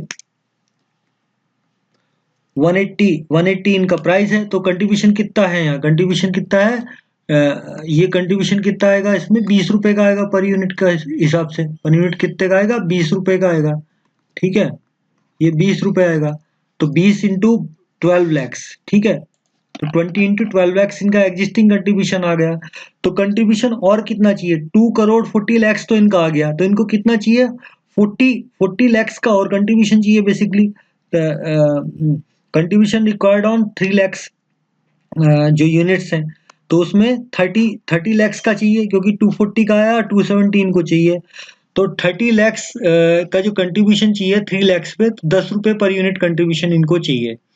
ठीक है, तो अच्छा, एक तो ये हो गया। और increase in the variable cost जो है 5 रुपीज इनकी आ जाएगी। तो ट्रांसफर प्राइस कितना होना चाहिए? ट्रांसफर प्राइस कितना होना चाहिए? जो आपकी वेरिएबल कॉस्ट है प्लस डिजायर्ड रेडुअल इनकम जो 10 रुपए आ रही है इसमें, और increase in the variable cost. तो ये वेरिएबल कॉस्ट जो है इनको मिला के ये वाला जो है, ये तो बिकॉज ऑफ द वो जो प्रोडक्ट बनाती है वो एग्जैक्टली सेम नहीं है, सिमिलर है। तो सिमिलर में उनको थोड़ा सा मॉडिफिकेशन करना पड़ेगा। ठीक है, और ये इनका जो रेडुअल इनकम को मेंटेन करने के लिए, क्योंकि इसकी जो टारगेट दिया हुआ है वो 1 करोड़ रुपए दिया हुआ है, जो ये बाहर सेल कर रहे हैं उससे 2 करोड़ 40 लैख ही आता है, जबकि टोटल कंट्रीब्यूशन इस रेडुअल इनकम और रिटर्न वगैरह को और फिक्स कॉस्ट को कवर करने के लिए 2 करोड़ 70 चाहिए इनको। तो पर जो ये 30 लैक्स कंट्रीब्यूशन जनरेट करेंगे 3 लैक्स यूनिट से, तो 10 रुपए पर यूनिट कंट्रीब्यूशन आना चाहिए। और वेरिएबल कॉस्ट इनकी बढ़ जा रही है because of the some speciality जो उसमें मॉडिफिकेशन चाहिएगा। तो इसका ट्रांसफर प्राइस कितना हो चाहिए? 175। ठीक है, तो यहाँ ये जो हम पढ़ रहे थे मॉडिफिकेशन, जो इसमें कहेगा ना कि it require the similar ones to the alpha. तो alpha and beta agree with this involve the extra cost, 5 रुपए की एक्स्ट्रा कॉस्ट ये अल्फा इनकर्ड कर रहा है यहाँ पे। ठीक है, हम जो कह रहे थे कि बीटा करेगा, ये अल्फा ही इनकर्ड कर रहा है इसके हिसाब से सवाल के। तो ट्रांसफर प्राइस कितना हो गया आपका? 175 रुपए हो गया। ठीक है, 175 is the transfer price for alpha to quote to the beta basically. और beta should accept exactly the ये जो दिया ना, alpha should quote to beta to achieve the budgeted residual income. तो 175 रुपए आपका प्राइस आ जाता है इस तरह से। ठीक है, अब आपका ये I think probably this the last illustration of this chapter. इसके बाद ये चैप्टर एंड हो जाएगा। फिर हम आपके जो बिट क्वेश्चन जो दिए हुए हैं ना एमसीक्यू, क्योंकि आपके ऑनलाइन एग्जाम हो रहे हैं इस बार, तो मैं वो कराऊंगा इसके बाद आपको, उसमें आपको काफी हेल्प मिलेगी। तो this will be your last question, how it length is slightly more. इसके बाद आपका ये चैप्टर पूरा खत्म हो जाएगा। ठीक है, तो फिर आपका स्टैंडर्ड कॉस्टिंग शुरू हो जाएगा। लेकिन इससे पहले मैं आपको वो बिट क्वेश्चन कराऊंगा नेक्स्ट वीडियो जो रिलीज करता हूँ, उसकी कोशिश करता हूँ जैसे ही मुझे टाइम लगता है। ठीक है, तो मैं आपका 58 नंबर का इलस्ट्रेशन करने जा रहा हूँ। 58 नंबर इलस्ट्रेशन जो कि डिविजनल वाइज आपकी डिवीजन वाइज प्रॉफिटेबिलिटी और ट्रांसफर प्राइस दोनों को कंबाइन करता है। थोड़ा सा लंबा सवाल है तो ध्यान से समझेंगे। राइट। विनक limited has two manufacturing division AD and CD। Each division operate as an independent profit centre. तो यानी कि इंडिपेंडेंट प्रॉफिट सेंटर मतलब डिविजनल परफॉर्मेंस उनकी अलग अलग डिटरमाइन होती है। AD जो कि डिपार्टमेंट है या डिवीजन है which produce two component Bright and Light has a capacity of 1 lakh hours per annum. तो जो ये आपका AD है, जो आपके दो डिवीजन है AD और CD, उनमें से AD के पास AD जो बनाता है दो कंपोनेंट बनाता है, ब्राइट और लाइट। AD की जो कैपेसिटी है वो 1 लाख आवर पर एनम की है। ठीक है, यहाँ पे आवर्स में कैपेसिटी लिमिट कर दी है। The annual fix overhead of this department amount 20 lakhs. तो AD के जो डिपार्टमेंट के जो ओवरहेड्स हैं वो कितने हैं, 20 लैक्स हैं। The product wise variable cost data is as under. जो ब्राइट की जो आपकी वेरिएबल कॉस्ट का डाटा है वो दिया हुआ है और लाइट का दिया हुआ है। डायरेक्ट मटेरियल जो है 10 रुपीज और 5 रुपीज रेस्पेक्टिवली है। Direct labour and variable overhead, मतलब ये सारी वेरिएबल कॉस्ट है। तो आपको मैं कहूँ कि ये दोनों कॉस्ट जो हैं ये एक तरह से प्राइम कॉस्ट है यहाँ, लेकिन इसमें ओवरहेड भी जुड़े हुए हैं यहाँ पे, तो ये प्राइम कॉस्ट तो नहीं हुई। तो ये आपकी टोटल ये वेरिएबल कॉस्ट दी हुई है 150 and 40 rupees per unit of bright and light which is manufactured by the AD department या AD division. The direct labour and variable overhead is 35 rupees per hour. तो आपका जो डायरेक्ट वेरिएबल और labour का जो overhead है वो 35 rupees per hour है। तो यहाँ आप देखेंगे कि डायरेक्ट लेबर और वेरिएबल ओवरहेड जो है इसमें 140 लगता है, इसमें 35 लगता है और यहाँ रेट है 35 रुपीज पर आवर। तो यू कैन सिंपली से कि यहाँ पे 4 आवर्स लगते होंगे, यहाँ पे कितने घंटे लगते होंगे, 4 घंटे लगते होंगे, और यहाँ पे कितना घंटा लगता होगा, 1 घंटा लगता होगा पर यूनिट के लिए, है ना। 35 into 4 is equal to 140 and 35 into 1 is equal to 1। तो इस तरह से आप जब भी सवाल पढ़ें तो एक जो कुछ डाटा है उसका इंटरप्रिटेशन देखते चलें, क्योंकि एग्जाम में सवाल लंबा होता है। 10 मिनट तो आपको पढ़ने में लग जाते हैं, 2-3 बार पढ़ लिया तो फिर काम हो जाता है। तो AD limited has a permanent customer for purchase of 1500 unit of Bright per annum at a selling price of ₹300 per unit. तो 1500 यूनिट इनका एक परमानेंट कस्टमर है जो लेता है। तो आप देखो यहाँ पे 15,000 यूनिट ये लेता है और एक यूनिट 4 घंटे लेती है, तो 6,000 घंटे तो ही 60,000 घंटे तो ही खत्म हो जाते होंगे। ठीक है, 60,000 घंटे तो ही खत्म हो जाते होंगे। तो जो 1 लाख घंटे इनके पास हैं उसमें से कितने घंटे बचते होंगे, 40,000 घंटे बचते होंगे। ठीक है, 40,000 घंटे बचते होंगे। The balance capacity is devoted to the production of Light. तो लाइट के लिए कितने घंटे बचते हैं, 40,000, और एक में 1 घंटा लगता है, तो कितने यूनिट बनाते होंगे, ये 40,000 यूनिट बनाते होंगे लाइट की, क्योंकि इसकी अनलिमिटेड सेल पोटेंशियल है, मतलब इसकी सेल जितनी बनाओगे उतनी भी हो जाएगी। 60 रुपए में ये जाती है। तो इसका कंट्रीब्यूशन कितने का हुआ, इसका कंट्रीब्यूशन कितने का हुआ, 20 रुपए का हुआ। और ये 300 रुपए का बनता है, इसकी वेरिएबल कॉस्ट 150 रुपए है, तो इसका कंट्रीब्यूशन कितना हुआ, 150 रुपए हुआ। ठीक है, तो अगर मैं देखूं ब्राइट का जो कंट्रीब्यूशन हुआ कितना हुआ, 150 रुपए का हुआ एक्सटर्नल कस्टमर से, और जो लाइट को बनाते हैं लाइट का कंट्रीब्यूशन कितना हुआ, 20 रुपए पर यूनिट हुआ। अभी तक ये समझ में आ रहा। अच्छा, CD क्या करती है, जो CD दूसरा आपका डिवीजन है वो असेंबल करती है एक प्रोडक्ट जिसका नाम है tight, using the important component. एक इम्पोर्टेड कंपोनेंट ये खरीदते हैं और उसको असेंबली करते हैं। The annual fix overhead of this division amount 4 lakhs and the variable cost data इसका दिया हुआ है। इस CD डिवीजन की अब बात कर लेते हैं। ठीक है, इसका तो हमने ये सवाल का पूरा एक्सरे कर दिया ऊपर वाले का, अब नीचे वाले की करते हैं। CD assemble a product known as tight using imported component. The annual fixed overhead of this division amount 4 lakhs. The variable cost का डाटा ये दिया हुआ है। imported component जो आपको मिलता है वो 300 रुपए का मिलता है पर यूनिट के लिए। ठीक है, पर यूनिट के लिए कितने का मिलता है, 300 रुपए का मिलता है इस टाइल यूनिट के लिए। जो आपका ये यूनिट कौन सा है, ये वाला टाइट यूनिट जो है। ठीक है, जो ये CD डिवीजन बनाती है।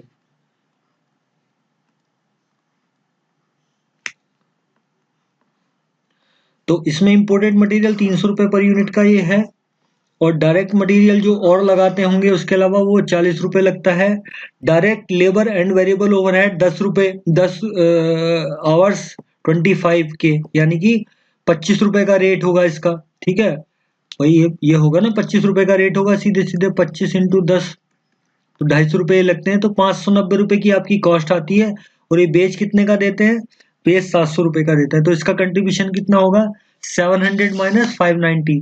तो इससे कंट्रीब्यूशन कितना आ रहा होगा, कंट्रीब्यूशन कितना आ रहा होगा, कंट्रीब्यूशन होगा आपका 700 माइनस 590 से 110, 110 रुपये इसका कंट्रीब्यूशन आ जाएगा। with a view of minimizing the dependence on the imported component जो ये खरीदते हैं इस पे डिपेंडेंस कम करना चाहते हैं इस वाले पे। the possibility of using the company's own component bright, जो ब्राइट बनाती है उसको कह रहे हैं ये इम्पोर्टेड जो हम मटेरियल है ये लाते हैं इम्पोर्टेड कंपोनेंट, इसकी वजह हम ब्राइट जो बनाता है उसको यूज करें, which is similar to the imported component, वो सिमिलर है।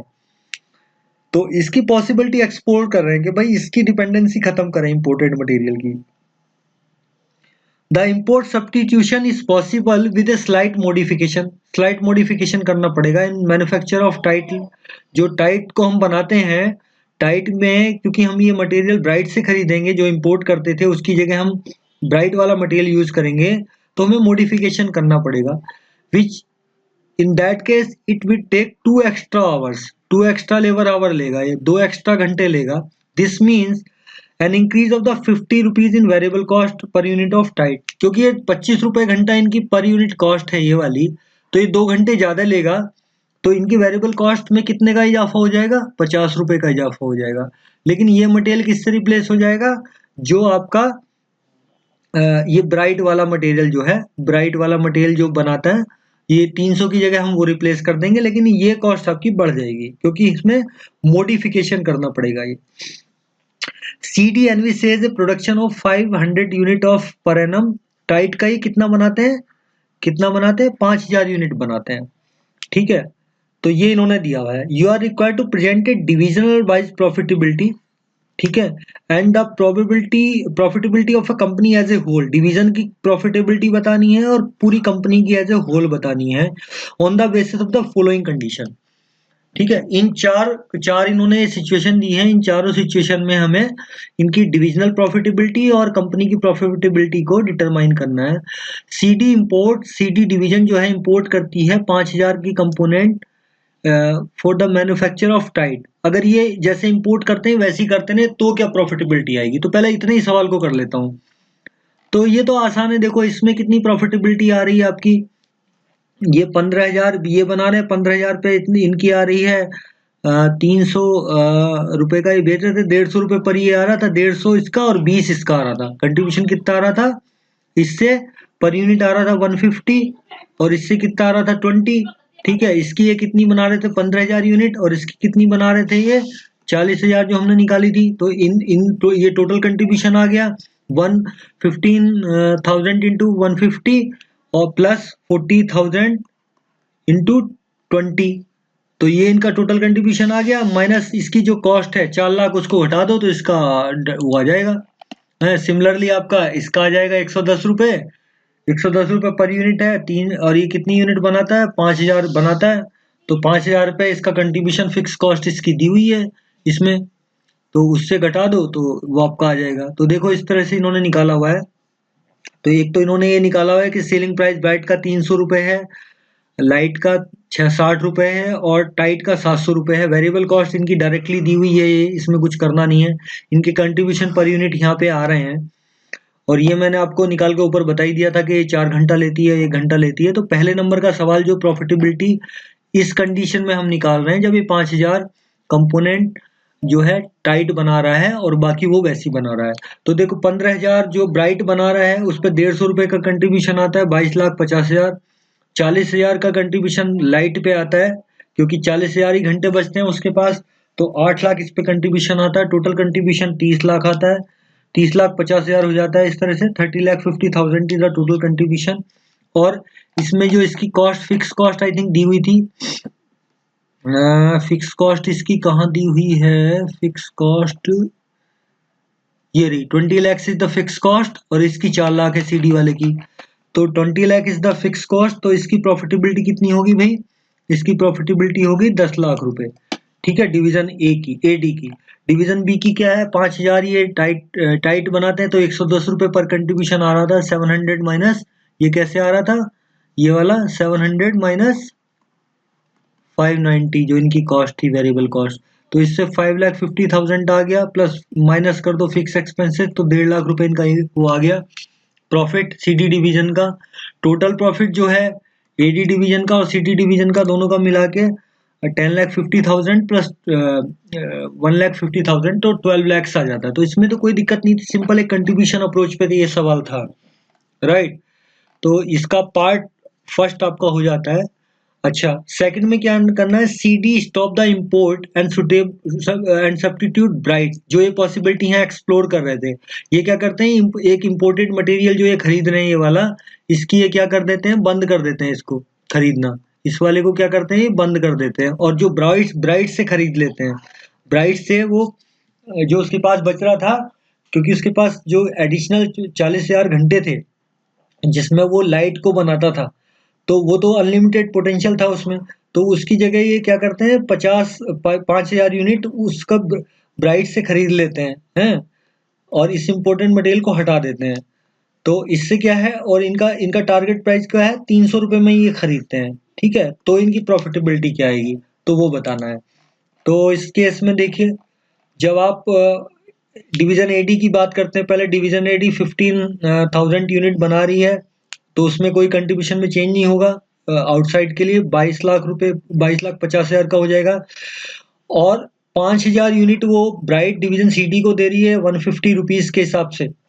ठीक है, तो इसका 150 कंट्रीब्यूशन क्यों आएगा? क्योंकि ये 300 रुपए इसका कॉस्ट 300 रुपए में दे रही है ना, ये 300 रुपए में दे रही है। 150 इसका जो है सेलिंग प्राइस है, तो सेम में दे रही है, तो इसके लिए भी आ जाएगा। ठीक है, तो इसके लिए भी आपका ये आ गया 7,50,000 रुपए। अब ये 20,000 यूनिट ऑफ लाइट क्यों बनाई? 20,000 इसलिए बनाई कि जो आपका देखिए ये वाला जो है ना आपका 5,000 में 5,000 यूनिट के लिए आपका कितने घंटे खर्च हो गए हैं वो देखने पड़ेंगे, क्योंकि घंटे थे आपके पास कितने? 40,000 बचते थे।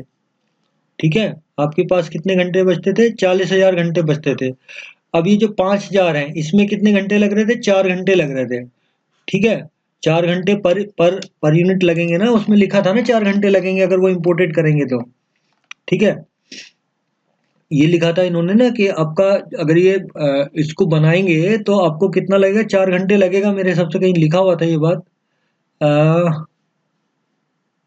ये दिया हुआ इन्होंने जो ये 4 घंटे बता रहा पर यूनिट के लिए। तो ये आपके जो है इस तरह से ये 5,000 में 5 चौक 20। ठीक है, 5,000 इंटू 4 यानी कि 20,000 आपके घंटे यहाँ यहाँ यूज हो गए इस वाले में। 5,000 इंटू 4। ठीक है, तो 20,000 आपके आवर्स यहाँ यूज हो गए। तो रिमेनिंग जो 40,000 बच रहे थे उसमें ये लाइट की कितनी बना पाएंगे? लाइट को एक चाहिए, 1 घंटा चाहिए, तो ये 20,000 यूनिट ही बना पाएंगे। तो इसका पर यूनिट का कंट्रीब्यूशन कितना था? 20 रुपीज था। तो इससे 4 लैक्स आ जाएगा।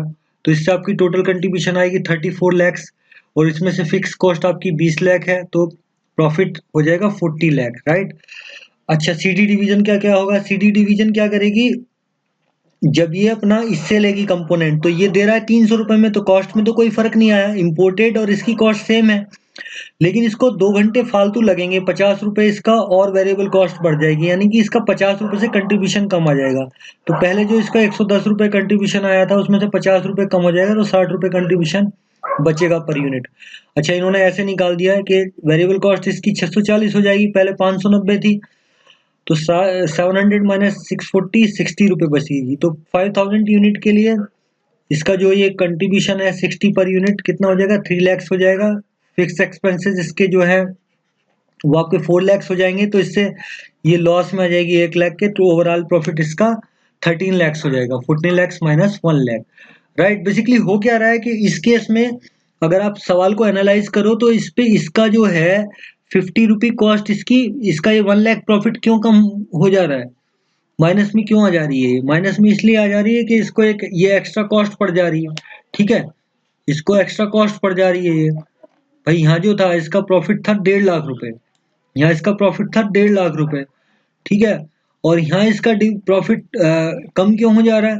इसका प्रॉफिट कम इसलिए हो जा रहा है क्योंकि इसका 50 रुपए पर यूनिट के हिसाब से कंट्रीब्यूशन 2.5 लाख हो गया ना, ठीक है। तो 1.5 लाख माइनस 2.5 लाख आपका क्या हुआ, 1 लाख का लॉस आ गया। भाई इसको 50 रुपए पर यूनिट कंट्रीब्यूशन कम हो गया ना, इसका ड्रॉप हो गया ना यहाँ पे, ये वाला, ये 50 रुपए जो एक्स्ट्रा इसको पे करना पड़ रहा है, क्योंकि ट्रांसफर प्राइसिंग जो उन्होंने रखा वो 300 रुपए रखा, उतना इम्पोर्टेड था, प्लस इनको एक खर्चा एडिशनल हो गया, तो इसलिए माइनस में आ गई यूनिट।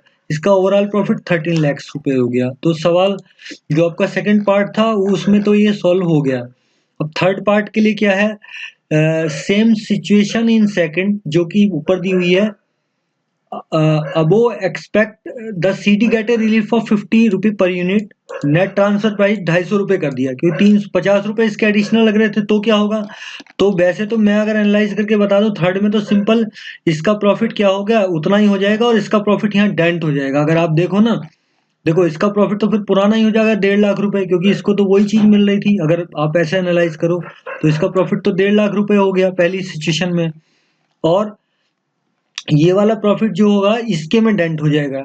तो इसका जो प्रॉफिट हो गया 11,50,000 हो गया, ठीक है। और इसका यहाँ प्रॉफिट कितना था 14 लाख। तो ये 2.5 लाख यहाँ से यहाँ यहाँ शिफ्ट हो गया ये। तो यहाँ वाला प्रॉफिट किधर शिफ्ट हो गया? वैसे अगर देखो तो आप, ये जो प्रॉफिट था ना ये वाला, देखो वैसे मैं सवाल भी करके बताऊंगा। ये जो 20 लाख का आपका प्रॉफिट है, जो 20 लाख का आपका प्रॉफिट आ रहा है, नहीं नॉट नॉट ये 20 लाख नहीं आ रहा, 11,50,000 रुपए। ये 11,50,000 रुपए है, और ये 1.5 लाख रुपए है। उस सिचुएशन में क्या था, ये कितना था 14 लाख रुपए था, ठीक है, 14 लाख रुपए था। और ये कितना था, माइनस का 1 लाख रुपए था। यही तो था। अगर इनका सम करोगे तो अब भी 13 लाख ही रुपए है, कुछ अलग थोड़ी है। क्योंकि क्या हुआ है, ये 50 रुपीज जो थे, जो जो इसको एडिशनल लॉस हो रहा था, क्योंकि उसे 2 घंटे घंटे ज्यादा लगाने पड़ रहे थे, वो यहाँ शिफ्ट हो गया। यहाँ ट्रांसफर प्राइस माइनस हो गया कितना, 50 रुपए पर यूनिट, और यहाँ इसका प्रॉफिट बढ़ जाएगा उतना ही सेम। तो वैसे अगर देखोगे तो ठीक है, 150 रुपए का जो पहले आ रहा था एक्सटर्नल के लिए तो कोई दिक्कत नहीं है, सेम है 22,50,000। ब्राइट जो आपका सीडी डिवीजन के लिए 100 रुपीज आ जाएगा, क्योंकि आपका ये 50 रुपए है, 150 था, लेकिन 50 रुपए का रिलीफ आपने दे दिया, तो ये 5 लाख आ गया। आपकी फिक्स कॉस्ट ये है, तो 31,50,000 आपका टोटल कंट्रीब्यूशन हो गया, 20 लाख आपका फिक्स कॉस्ट है, तो इससे 11,50,000 प्रॉफिट आ गया। सिमिलर अगर हम यहाँ करेंगे कि ब्राइट का जो है डिवीजन सीडी में, तो 250 का यहाँ कॉस्ट आ रहा है, इसको लेबर एंड ओवरहेड 350 आ रहा है, 590 आ रहा है, तो कंट्रीब्यूशन इसका सेम हो जाएगा, क्योंकि जो जो कंट्रीब्यूशन में इसका यहाँ लॉस हो रहा था वो इसको बिकॉज ऑफ 2 आवर्स एक्स्ट्रा लग रहे थे, वो ये कंपनसेट कर दे रही है, ठीक है। तो इसका सेम प्रॉफिट आ जाएगा दोबारा से उतना ही, 1.5 लाख रुपए। ओवरऑल प्रॉफिट क्या हो जाएगा, 13 लाख रुपए हो जाएगा। तो इस केस में क्या हुआ, ये वाला प्रॉफिट इधर इधर वाला प्रॉफिट इधर आ गया, ठीक है, पुराने के मुकाबले, मतलब इस सिचुएशन के मुकाबले। सेकंड सिचुएशन, सेकंड और थर्ड में क्या फर्क है, ओवरऑल प्रॉफिट दोनों का सेम है। देखो 30 लाख इसमें भी है, 13 लाख इसमें भी है, 13 लाख इसमें भी आ रहा सिचुएशन 2 में, और 13 लाख सिचुएशन 3 में भी आ रहा। लेकिन यहाँ क्या हो रहा है कि इसका जो प्रॉफिट 14 लाख है, ये माइनस 1 लाख है, तो ये 2.5 लाख इधर से शिफ्ट हुआ, 2,50,000 इधर से शिफ्ट होकर इसको कितना कर दे रहा है, 1,50,000, और यहाँ माइनस में हो जा रहा है 2,50,000 उसके कंपैरिजन में। चलो ये तो एनालिसिस में करके बता रहा था। अच्छा, fourth fourth and last, CD revise is production programme. जो सीडी डिवीजन है उसने अपना प्रोडक्शन प्रोग्राम को रिवाइज कर दिया। Manufacture 1200 unit of tide by drawing 10,000 unit from of Bright from AD. ये क्या कह रहे हैं, अभी जो 5,000 कंपोनेंट बना रहे थे, 5,000 यूनिट जो बना रहे थे वो टाइट की, अभी उन्होंने कितना कर दिया, 12,000 कर लिया, 12,000 कर लिया। 10,000 जो यूनिट्स हैं, they are borrowing, they are drawing from the Bright, जो उनकी एडी डिवीजन बना रही थी, जिसका ट्रांसफर प्राइस 250 रुपये रखा हुआ है, 250 रुपये रखा हुआ है। एंड बैलेंस 2,000 इंपोर्ट कर दिया 3 लैक्स के हिसाब से। तो इसकी वजह से क्या हुआ, इन्हें इंस्टॉलेशन करनी पड़ी है कि एडिशनल प्लांट प्रोडक्शन की कैपेसिटी, जिसकी वजह से इनकी एनुअल ओवरहेड जो है 7,70,000 7,70,000 से बढ़ गए। ठीक है, तो इन्होंने क्या काम किया, अब अपना प्रोडक्शन को बढ़ा दिया। 10 लाख यूनिट ये ले रहे हैं ब्राइट से और 2 लाख को इंपोर्ट कर रहे हैं। जो लाइट से ले रहे हैं वो ले रहे हैं जो एडी डिवीजन इनका दे रहा है 250 रुपये ट्रांसफर प्राइस पे, और जो इंपोर्ट कर रहे हैं वो 300 रुपये पे कर रहे हैं, 300 रुपीज पे। लेकिन ऐसा करने के लिए इन्हें एक एडिशनल मशीन लगानी पड़ रही है, प्लांट लगाना पड़ रहा है, उससे 7,70,000 का इनका कॉस्ट आ रहा है, जो कि फिक्स ओवरहेड बन गया है। In order to induce to the expansion program, do you think a negotiated transfer price of 240 of Bright would be agreed by the AD? अगर ये एक्सपेंशन प्रोग्राम ये ऐसा करते हैं तो ये 240 का ट्रांसफर प्राइस सही होगा आपके हिसाब से, एग्री होना चाहिए एडी डिवीजन को या नहीं होना चाहिए? एक तो ये बताना है, गिव रीजन, इसका कारण बताना है, and also comment the best alternative. इन चार में से कौन सा बेस्ट अल्टरनेटिव है कंपनी के as a whole, division profitability को छोड़ दीजिए, तो वो कौन सा ऐसा बेस्ट अल्टरनेटिव है, वो ही बताना है। ठीक है, तो 4th नंबर का जो है वो मैं कर रहा हूं अभी। इस केस में देखिए क्या है, इस केस में आपकी 15,000 तो जो ये बना रहे थे, जैसे बना रहे थे उसके प्रॉफिट में कंट्रीब्यूशन में कोई चेंज नहीं आया, 150 रुपीज के हिसाब से है। अब इन्होंने 10,000 ब्राइट से ये ले रहे हैं 250 के ट्रांसफर प्राइस पे। ठीक है, तो इनका कंट्रीब्यूशन में कोई फर्क नहीं आएगा, कंट्रीब्यूशन 100 रुपये इनका रहेगा, क्योंकि आपका जो ये बेच रहे थे उसमें आपका जो कंट्रीब्यूशन है 100 रुपये आएगा। अगर ये, क्योंकि वैसे इनकी अगर देखो एडी वाली जो आपकी 150 रुपीज है कंट्रीब्यूशन, जब सेल प्राइस आपका 300 है, लेकिन यहाँ सेल प्राइस कितना हो गया 250, ट्रांसफर कितने पे हो रहा 250 पे, तो कंट्रीब्यूशन कितना होगा 100 हो जाएगा।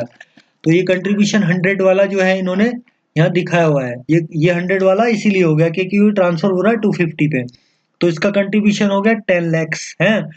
अब वो लाइट बना रहे थे, लाइट बना नहीं पाएंगे, क्योंकि यहाँ आपके देखिए ये कितने हो गए 25,000। ठीक है, 25,000 इंटू 4, तो आपके 1 लाख घंटे कंज्यूम हो चुके हैं यहाँ पे। ठीक है, 1 लाख घंटे जो है यहाँ पे कंज्यूम हो जाएंगे आपके, राइट। तो जो आपके घंटे दिए हुए थे वो कंज्यूम हो जाएंगे पूरे पूरे। यहाँ इन्होंने यहाँ कहीं दिए हुए थे या मैंने निकाले थे, मुझे याद नहीं आ रहा।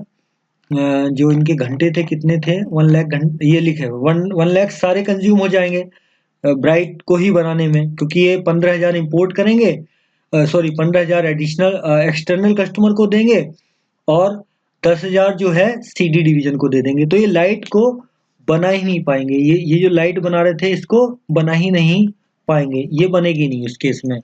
ठीक है, तो 4th वाले केस में। अच्छा, तो ओके, अब मैं चलता हूँ वहाँ पे, 1 मिनट का टाइम दीजिए। तो ये वाला हो गया, इससे इनका टोटल कंट्रीब्यूशन एडी डिवीजन का कितना हुआ 32,50,000, और इसमें फिक्स कॉस्ट तो वही रहेगी, कोई फर्क नहीं पड़ा। तो कंट्रीब्यूशन कितना आ गया, कंट्रीब्यूशन से फिक्स कॉस्ट निकालने के बाद प्रॉफिट कितना आ गया 12,50,000। कितना आ गया जी 12,50,000 आ गया। ठीक है, ये डिवीजन ए की बात होगी, एडी की बात होगी, उसका प्रॉफिट आ गया। अब डिवीजन सीडी की बात करते हैं। सीडी ने क्या किया, 10,000 कंपोनेंट जो बनाए हैं वो किससे लिए हैं, वो लिए हैं इन्होंने किससे, अपनी एडी डिवीजन से। तो एडी डिवीजन से ये कितने का ले रहे हैं 700 का ले रहे हैं, 250 पे ट्रांसफर हो रहा है, 314 की एडिशनल कॉस्ट हो रही है, तो कंट्रीब्यूशन आपका कितना आ रहा था, वही सेम 110 रुपए पर यूनिट आ रहा था, 110। ठीक है, कितना आ रहा था 110 इंटू 10,000 करेंगे तो दिस कम्स टू 11 लाख। और इम्पोर्टेड मटेरियल से भी इनका कंट्रीब्यूशन कितना आएगा, वो भी सेम ही आएगा, क्योंकि यहाँ ट्रांसफर प्राइस तो सेम ही है ना, 250 का जो है वो आपका इम्पोर्टेड मटेरियल जो आपका है वो उससे भी सेम ही आ रहा है, राइट। तो अच्छा, इससे आपका 2,20,000 आ गया, तो टोटल कंट्रीब्यूशन 13,20,000 आ गया। भाई ये इंपोर्टेड मटेरियल से 2,000 यूनिट बना रहे हैं, उसमें भी तो सेम ही चीज है जो वहां से उनको मिल रहा है। ठीक है भाई, ये इन्होंने प्रोडक्शन प्रोग्राम जो चेंज किया है इसको समझ लीजिए दोबारा से। इन्होंने ये चेंज किया ना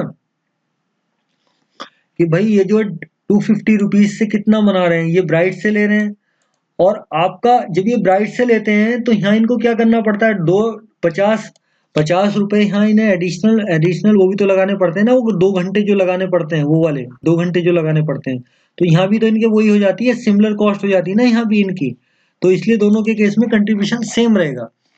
तो इन्होंने जो ये यहाँ पे किया हुआ है, ये जो किया हुआ है वो सेम इसीलिए किया, कंट्रीब्यूशन सेम ही आएगा यहाँ पे, ठीक है। 700 माइनस 250 माइनस 340, 700 माइनस 340 माइनस 250, तो आपका ये जो कंट्रीब्यूशन कितना आएगा, 110 आएगा। 340, ये जो 340 कहाँ से आ रहा है ये मैं बता देता हूँ आपको। 340 देखिए आपका ये यहाँ से आ रहा है, ये वाला इम्पोर्टेड मटेरियल और डायरेक्ट मटेरियल, ये 340 आ रहा है ना। और ये आपकी जो है,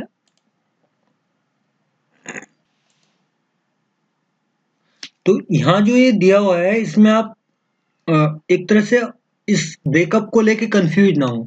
देखिए ब्रेकअप को आप और दूसरे तरीके से ऐसे समझ सकते हैं, इस ब्रेकअप को मैं काट देता हूँ यहाँ से, ठीक है। तो आप कैसे समझ सकते हैं इस ब्रेकअप को, कि जो आपका अगर आप इनपुट ले रहे थे एडी से, तो आपका क्या था, बेसिकली 700 रुपए का प्रोडक्ट बिकता था, जिसमें आपका 250 रुपए का वो इंपोर्ट हो रहा था, ठीक, सॉरी एडी से ट्रांसफर हो रहा था, प्लस आपके जो थे 50 रुपए उसमें वो मतलब लग रहे थे अलग से, ठीक है, 50 रुपए अलग से लग रहे थे, 2 एडिशनल आवर लग रहे थे, तो 300 रुपए सेम हो गया, और 300 का ही आप इंपोर्ट हो रहा था यहाँ पे, भाई इंपोर्ट करे तो भी 300 का ही पड़ा था, 700 का ये था। और बाकी आपकी लेबर कॉस्ट थी, ठीक है, बाकी आपकी कितनी थी, लेबर कॉस्ट थी। तो ये 110 रुपए का ही कंट्रीब्यूशन आएगा दोनों केस में, अगर आप इस ब्रेकअप को अगर दूसरे ढंग से समझना चाहें तो कैसे हो जाएगा कि आपका 700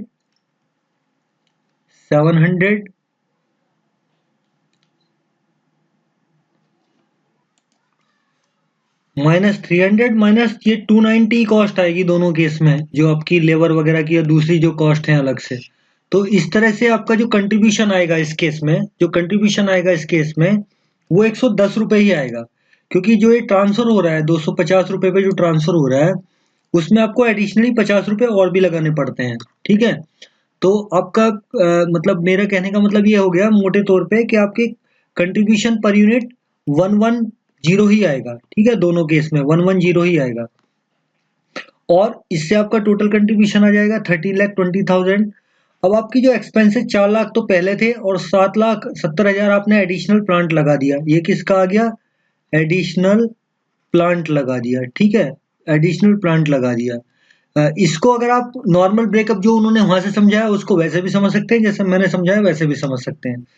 तो ये जो 7,70,000 है ये किसका है, अपने जो एडिशनल प्लांट लगा दिया, ठीक है, एडिशनल प्लांट लगा दिया, तो इससे आपकी कॉस्ट कितनी होगी, 11 फिक्स कॉस्ट होगी 11,70,000, और प्रॉफिट आपका हो गया 1,50,000। तो इससे आपका ओवरऑल प्रॉफिट ए और बी का आ गया 14 लैक्स। तो इस केस में आप देखेंगे तो यहाँ पे 13 लैक्स, यहाँ पे 13 लैक्स, और यहाँ पे 12 लैक्स, तो आपका प्रॉफिट जो है इस केस में ये 14 लैक्स आ रहा है।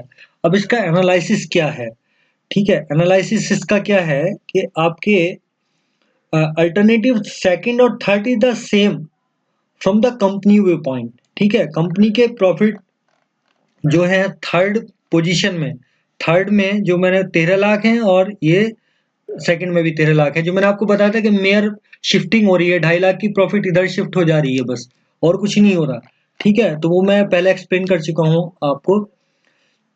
Profit is merely transfer from one division to another, जो मैं आपको बात बोल रहा था कि वो 2.5 लाख का जो प्रॉफिट है, 2.5 लाख का जो प्रॉफिट है वो ट्रांसफर प्राइसिंग को जो 300 से 250 किया है लेबर आवर को कंपनसेट करने में, वो प्रॉफिट यहाँ से इधर शिफ्ट हो गया। मतलब ये प्रॉफिट 14 लाख से यहाँ कितना बचा, 11,50,000, तो 2.5 लाख का प्रॉफिट यहाँ कम हो गया, और यहाँ 2.5 लाख का प्रॉफिट बढ़ गया, तो यहाँ प्रॉफिट 1.5 लाख हो गया क्योंकि यहाँ माइनस में था। तो from company view point second और थर्ड में कोई फर्क नहीं है, शिफ्ट हो रहा है प्रॉफिट। तो कंपनी का प्रॉफिट जो है वो सेकंड और थर्ड पोजीशन में सेम है। In general import substitution has help the company profit as a whole, क्योंकि आपका सब्स्टिट्यूशन जो आपने इंपोर्ट में किया है, आपका जो पहले था 12 लाख प्रॉफिट था, अब आपका प्रॉफिट बढ़ गया है, ठीक है, तो 13 लाख हो गया। चाहे आप उसको कंपनसेट करो या ना करो, कंपनी के व्यू पॉइंट से देखेंगे, ठीक है, तो केवल सब्स्टिट्यूशन से आपको आपका प्रॉफिट जो है बढ़ा है। अच्छा, net transfer price of 250 rupees per unit is fair for AD and it is also it does not harm CD because it the profitability has not reduced। क्योंकि अगर देखो उसको इंपोर्ट कितने का मिल रहा था, इंपोर्ट वो कितने का करती थी, 300 का करती थी, ठीक है। अब आप कह रहे हो क्या है, 250 रुपए का दे रहे हैं हम, 250 का, लेकिन 50 रुपए आपको क्या लगाना पड़ रहा है, अलग से उसमें लेबर आवर लगाना पड़ता, तो आपका सेम कॉस्ट हो गया, क्योंकि इसकी प्रॉफिटेबिलिटी रिड्यूस नहीं हुई, तो इसके लिए फेयर है, ठीक है। और क्या है दूसरा आपका, एडी के लिए भी ठीक है।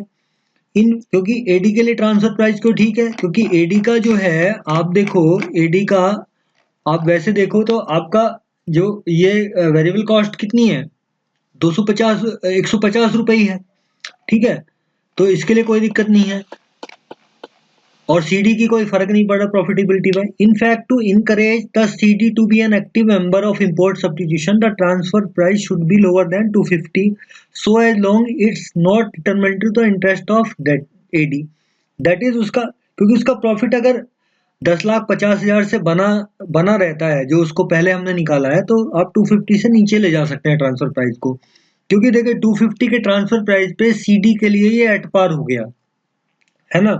हालांकि इस सब्स्टिट्यूशन से क्या हो रहा है, कंपनी का ओवरऑल प्रॉफिट बढ़ रहा है। अच्छा, if CD increases it production and want to utilise the capacity of AD with a good product mix the company will be benefit. देखो बेनिफिट तो हुआ है कंपनी को, लेकिन यहाँ आपकी फिक्स कॉस्ट भी काफी हद तक बढ़ी है, काफी ज्यादा बढ़ गई है फिक्स कॉस्ट।